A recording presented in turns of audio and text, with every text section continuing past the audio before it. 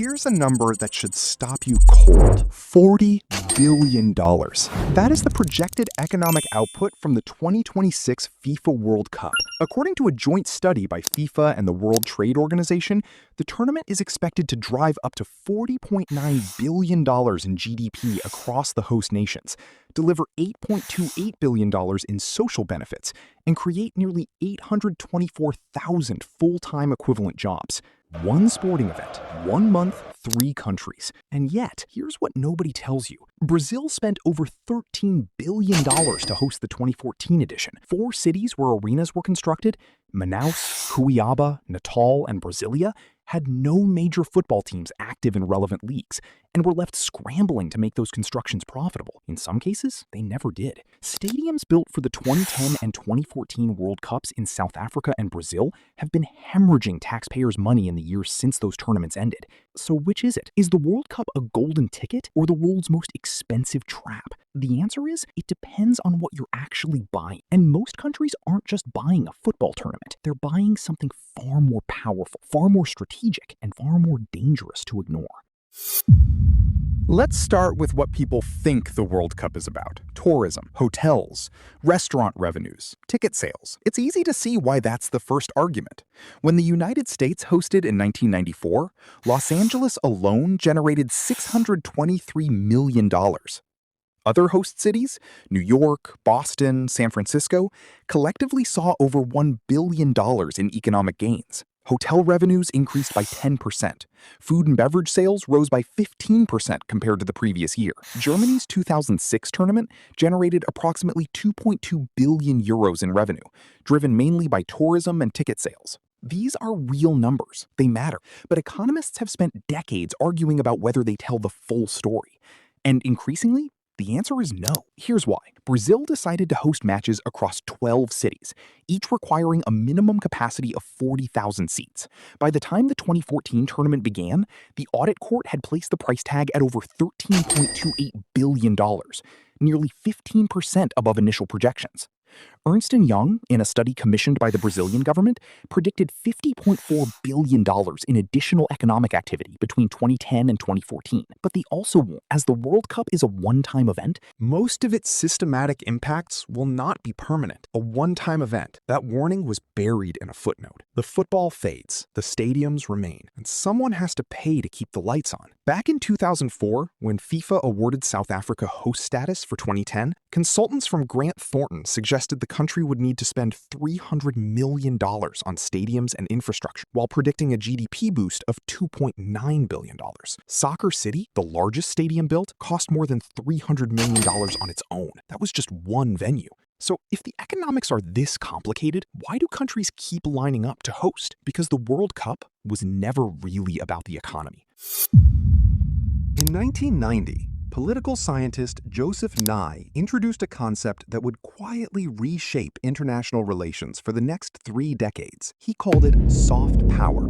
The ability of a nation to influence the world not through military force or economic pressure, but through attraction, through culture, through image. The FIFA World Cup is the single greatest soft power vehicle ever created. Research highlights how nations strategically use global sporting events to boost international visibility, enhance cultural exchange, and attract tourism and investment. Rather than coercion, the World Cup allows governments to shape how the world perceives them, building trust, encouraging foreign investment, and strengthening global trade and bilateral agreements. The Anhalt Nation Brand Index, an annual survey measuring international perception across tourism, culture, and governance, showed a clear rise in how Germany was viewed globally as a result of hosting the 2006 World Cup. A country that had carried the weight of its 20th century history for 60 years used 31 football matches to tell a new story, a story of openness, of modernization, of warmth. It worked. Now apply that logic to Qatar. Researchers studying Qatar's 2022 World Cup found quantifiable benefits, including a 30% increase in foreign direct investment and a measurable upsurge in the tourism sector. A country of fewer than 3 million people, smaller than many major cities, placed itself at the center of global conversation for an entire month. Qatar's strategy was to use sport as a tool to enhance its international image and soft power influence on the global stage. following the 2022 tournament, Qatar set an ambitious goal of attracting up to 6 million tourists per year by 2030. Before the World Cup, that would have seemed absurd. Now it is a serious institutional target. And it's not just about tourism. Sport events showcase the values, culture, and imagery of a host nation, attracting investors, tourists, and international attention in ways that no advertising campaign or diplomatic summit can replicate. Think about that. No advertising campaign, no diplomatic summit. The World Cup does in 30 days what a government press office takes 30 years to attempt. But here's where the story gets complicated. Not every country hosts the World Cup to share its best self with the world. Some use it to hide their worst. International media and scholars have increasingly used the term sportswashing to describe countries and governments that use sports to launder their reputation from human rights violations. While the term pertains mostly to authoritarian regimes, democratic countries have also been accused of it. Russia 2018, Qatar 2022. These bids did not come without scrutiny. The migrant worker deaths in Qatar during stadium construction, the Russian state's complicated relationship with its own population. Countries, cities, and communities have been using sports to achieve social, political, and economic goals by improving their national image. And with football being the most popular sport in the world and such a significant international audience, the FIFA World Cup embodies ample opportunity for both hosting and participating nations. The World Cup is a microscope as much as it is a megaphone.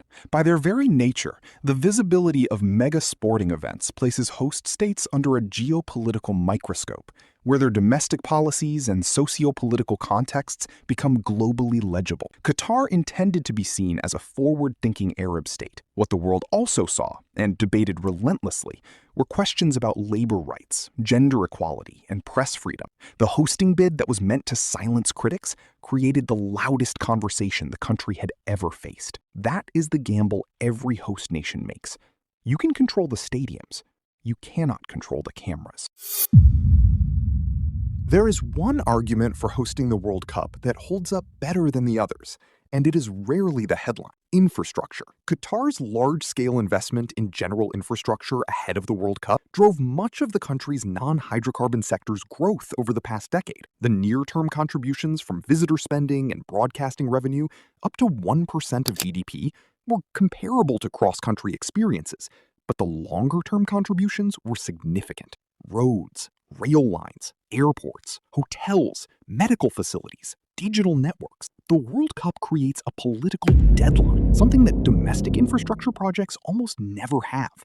In countries where bureaucracy moves slowly and public projects stall for years, a FIFA hosting deadline becomes the most powerful project management tool a government can wield.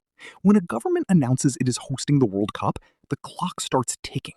And suddenly, things that took a decade of proposals get built in 4 years. The question is whether what gets built serves the people who live there, or just the people who visit for a month. For the Sochi Winter Olympics, the government built massive road and rail links connecting the coast to the mountains at a cost of $10 billion. The infrastructure operation and maintenance costs taxpayers $1.2 billion per year. That is the infrastructure trap. The stadium opens, the tourists leave, the maintenance bill arrives every single year. The countries that have benefited most from hosting, Germany in 2006, the United States in 1994, are the ones that already had the infrastructure and used the tournament as an upgrade, not a construction project from zero.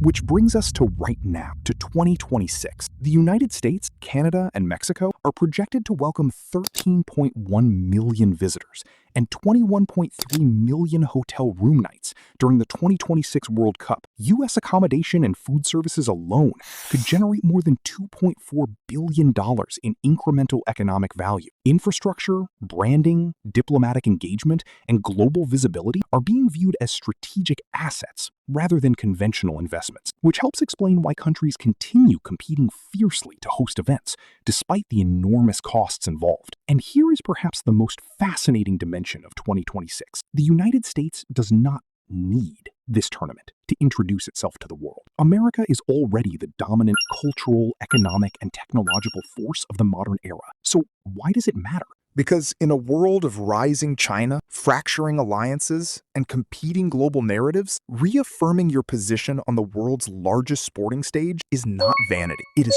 strategy. Beyond the excitement on the pitch, mega sporting events have become powerful platforms for national branding and soft power projection. The game on the field is 90 minutes. The game off the field lasts a generation. So here is what we know. Countries fight to host the FIFA World Cup because it is three things at once: an economic gamble, a geopolitical statement, and a nation branding exercise unlike anything else on Earth. Some win that gamble: Germany, the United States, Qatar in its own complicated way. Some lose it spectacularly, left with empty stadiums and unpayable maintenance bills. But none of them, none, regret being on the global stage for that 1 month.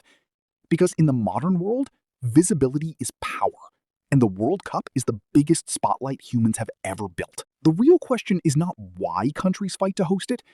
The real question is, what happens to the countries that never get the chance? That is a story for another episode.